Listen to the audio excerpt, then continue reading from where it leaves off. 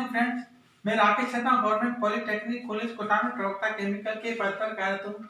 यहाँ मैं third chemical department विषय पैटर्न टेक्नोलॉजी का अध्यापन करता हूँ। आज मैं यूनिट नंबर 2 के बारे में तीन टॉपिक है क्रैकिंग प्रोसेस।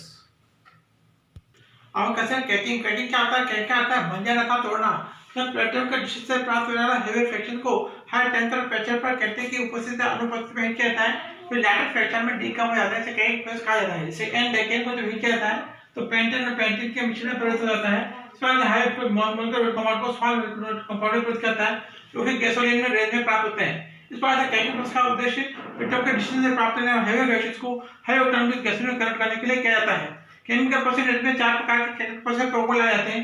ये thermal cracking, catalytic cracking, hydro cracking और कॉम्प्लेक्स क्रैकिंग कहता है। और सभी क्रैकिंग प्रोसेस के बारे में विस्तार से अध्ययन करेंगे। यहाँ पर एक डब थर्मल क्रैकिंग प्रोसेस दिखाया गया है जिसका प्रयोग पेट्रोल के डिशन से प्राप्त होने वाला हेवी फ्रैक्शन जैसे लाइट गैस और हेवी गैस और लाइट फ्यूल हेवी फ्यूल को हाई ऑक्टेन में गैसोलीन में कन्वर्ट करने के लिए किया जाता है। इस प्रोसेस में चार स्टेप के रूप में लाइट गैस और हेवी गैस और लाइट फ्यूल हेवी फ्यूल का उपयोग किया जाता है जो कि पेट्रोल के डिशन से हेवी डिशन के रूप में प्राप्त होते हैं। चार को पहले पीटिंग फर्नेस में कराया जाता है जहाँ से 500 से 600 डिग्री सेंटीग्रेड तक हीट किया जाता है। पीटिंग फर्नेस से 5 मिनट तक कंप्रेसर में फीड किया जाता है जहाँ पर प्रेशर बढ़ाकर 15 से 20 एटम कर दिया जाता है। कंप्रेसर पेशेंट को एक रिएक्टर में फीड किया जाता है जहाँ पर 400 की कैल्कुलेशन की जाती है और 400 को हाई ऑक्टेन में गैसोलीन में कन्वर्ट किया जाता है। रिएक्टर में 400 का 90 से 95% भाग हाई ऑक्टेन में गैसोलीन में परिवर्तित होता है। रिएक्टर से जो रिएक्शन से प्राप्त प्रमुख रूप से गैसोलीन में अनकन्वर्टेड रिएक्टेंट उपस्थित रहते हैं। रिएक्टर से प्राप्त गैसोलीन को एक हीट में फीड किया जाता है जहाँ पे 25 से 30 डिग्री सेंटीग्रेड तक ठंडा किया जाता है। हीट एक्सचेंजर से प्राप्त मिश्रण को एडिशन कॉलम में फीड किया जाता है जिससे आधार से गैसोलीन को अनकन्वर्टेड रिएक्टेंट से सेपरेट किया जाता है। यहाँ पर एक प्लेट एडिशन कॉलम का उपयोग करता है जो कि 1 एटमॉस्फेयर प्रेशर पर कार्य करता है। एडिशन कॉलम से और प्रोडक्ट के रूप में गैसोलीन प्राप्त की जाती है। सॉफ्टवेयर नंबर 90 से 95 के बीच में प्राप्त है। इस गैसोलीन का उपयोग स्वतंत्र वाहनों में फ्यूल के रूप में किया जाता है। एडिशन कॉलम से बॉटम प्रोडक्ट प्राप्त है प्रमुख रूप से अनकन्वर्टेड रिएक्टेंट उपस्थित रहते हैं जो रिसाइकिल कर दिया जाता है और फिर 400 के बाद मिश्रण का उपयोग फिर से थर्मल क्रैकिंग प्रोसेस में किया जाता है। ये थर्मल क्रैकिंग प्रोसेस कहलाता है। यहाँ पर एक hoodie fix bed catalytic cracking process दिखाया गया है जिसका प्रयोग पेट्रोल के डिशन से प्राप्त होने वाले हेवी फ्रैक्शन से light gasoline heavy gasoline light fuel heavy fuel को हाई ऑक्टेन में गैसोलीन में कन्वर्ट करने के लिए किया जाता है।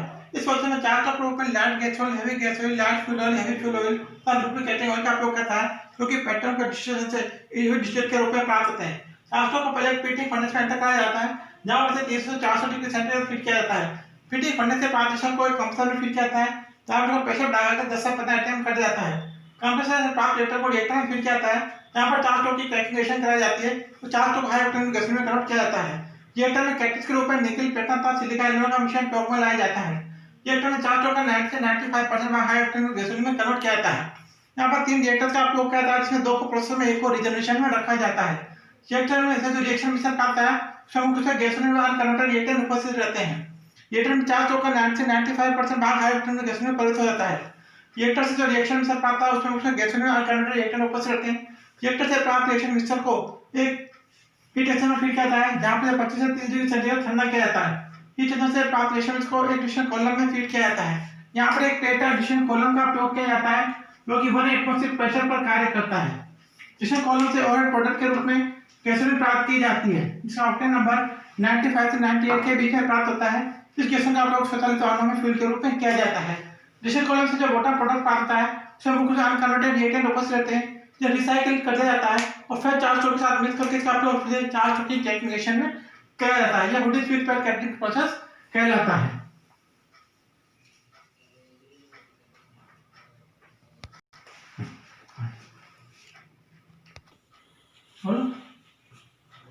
यहाँ पर एक फ्लूइड बेड कैटालिटिक प्रोसेस दिखाया गया है जिसमें आप लोग पेट्रोल से रिश्तर प्राप्त होने वाले 400 को हाई ऑक्टेन में गैसोलीन में कन्वर्ट करने के लिए किया जाता है।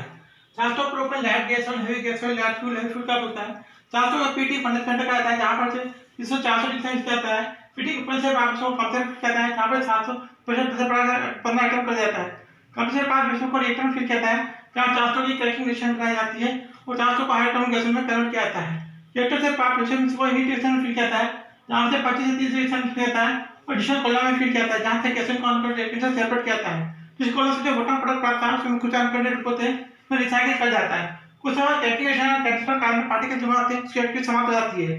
फिर कैटालिस्ट को हीटर के बॉटम से बाहर निकालता है और का रिजल्टेंट में फीड किया जाता है जहाँ पर इसे 700 से 800 डिग्री सेंटीग्रेड हीट किया जाता है।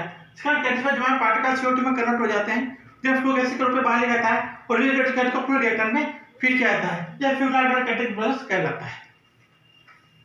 इस प्रकार से नेक्स्ट प्रोसेस जो कि केमिकल एंट्री से प्रोबल आता है हाइड्रोक्रैकिंग से पछ जाता है। जब क्रैकिंग रिएक्शन हाइड्रोजन के प्रेजेंस में कराई जाती है इसे हाइड्रोक्रैकिंग कहा जाता है।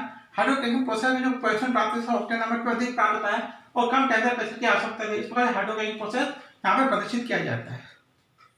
प्रथम प्रोसेस जो कि पेट्रोकेमिकल एंट्री से मुख्य में प्रोबल आता है उसे कोकिंग प्रोसेस पर किया जाता है। कोकिंग प्रोसेस का मुख्य उद्देश्य हाई क्वालिटी पेट्रोलियम को प्राप्त करने के लिए किया जाता है। जब पेट्रोल के डिस्टेंस से पड़ने वाले हेवी प्रेशर से लैड गैस और हेवी गैस और लैड फ्यूल हेवी ऑयल को हाई क्वालिटी पेट्रोल कोक में भर्ती करता है उसे कोकिंग प्रोसेस कहा जाता है। यहाँ से कोक पोर्ट प्राप्त है उसका प्रयोग मुख्य रूप से ब्लास्ट फर्नेस में फ्यूल के रूप में किया जाता है तथा विभिन्न प्रकार के यहाँ पर कार्बन के इलेक्ट्रोड बनाने में तथा कैल्शियम कार्बाइड के मैन्युफैक्चर में कोकिंग पेट्रोल कोक का उपयोग करता है। ये कोकिंग प्रोसेस प्रदर्शित किया जाता है। चौथा प्रोसेस जो कि केमिकल एंट्री से मुख्य से प्रोब आता है उसे रिफॉर्मिंग प्रोसेस किया जाता है। रिफॉर्मिंग का मतलब पुनर्विन्यास। जब किसी पदार्थ के मॉलिक्यूल में बिना अधिक परिवर्तन लाए हुए उसकी संरचना में परिवर्तन लाया जाता है उसे रिफॉर्मिंग कहा जाता है।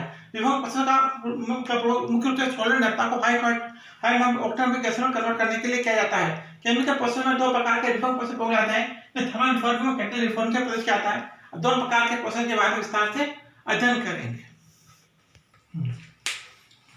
देखो थर्मल रिफॉर्मिंग प्रोसेस का उपयोग मुख्य से सॉलिड नैप्था को हाई ऑक्टेन में गैस में कन्वर्ट करने के लिए किया जाता है। यहाँ पर बिना किसी कैटलिस्ट का प्रयोग करते हुए सॉलिड नैप्था को हाई ऑक्टेन में गैस में कन्वर्ट किया जाता है। ये थर्मल रिफॉर्मिंग से प्रदर्शित किया जाता है। जब रिफॉर्मिंग रिएक्शन कैटलिस्ट की उपस्थिति में कराए जाते हैं कैटलिस्ट रिफॉर्मिंग प्रोसेस कहता है। यहाँ पर कैटलिस्ट के रूप में निकेल फेटा अथवा सिलिका आयनों का विचार प्रयोग किया जाता है। इस प्रकार जो गैस प्राप्त ऑक्टेन नंबर पे अधिक प्राप्त होता है और कम टेंपरेचर प्रेशर की आवश्यकता होती है। कैटलिस्ट रिफॉर्मिंग से प्रदर्शित किया जाता है।